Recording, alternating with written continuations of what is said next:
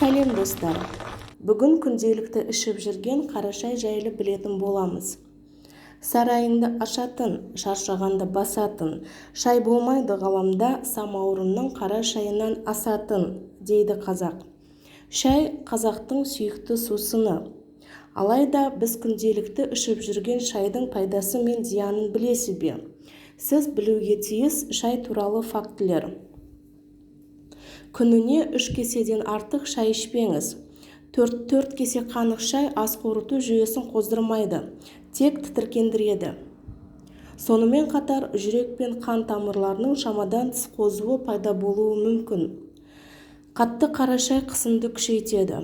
Ұйықтар алдында шай ішпеңіз. Шай ұйқыны қашырады. Жүкті әйелдерге құрамында кофеин болғандықтан қара шайды көп ішуге болмайды. Күніне 1 кесе жеткілікті болады.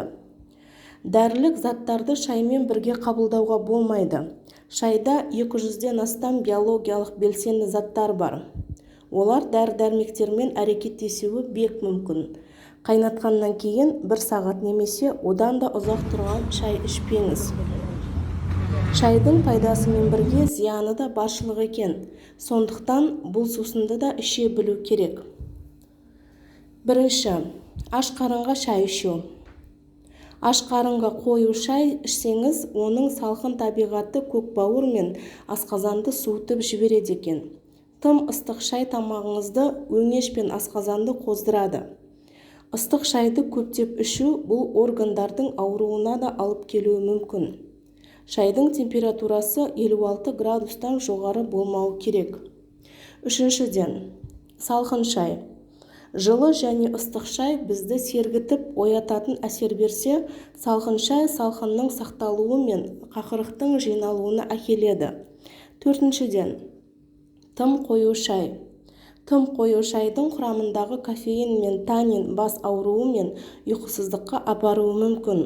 Бесіншіден, шайды ұзақ шығару.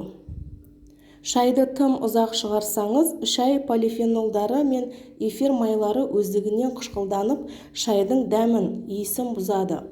Сонымен қатар тұрып қалған шайға бактериялар жиналады. Тамақтану алдындағы шай. Тамақтану алдында шай ішу сілекейдің сұйылтуына апарады. Яғни, тағам дәмі сезілмей, ас қорыту органдары протеинді уақытша игере алмай қалуы мүмкін. Жетіншіден, тамақтанудан кейінгі шай. Тамақтанудан кейін бірден шай ішу ас қорытуды бәсеңдетіп, ас қорыту органдарының жұмысын бұзады. Шай ішкіңіз келсе, жарты сағаттай күте тұрыңыз. Сегізіншіден, дәрілерді шаймен ішу. Шайдың құрамындағы илік заттар дәрінің дұрыс игерілмеуіне апаратын тәнін бөледі. Сондықтан қытайлықтар шай дәрілерді бұзады дейді екен. Сонымен қатар тістің эмалін сарғайтып, гипертониялық және асқазан жарасына ұрындыруы да ықтимал. Әр нәрсені пайдаланар алдын зиян жақтарын да ескере кетейік достар. Каналыма тіркеліп кетуді ұмытпаңыздар.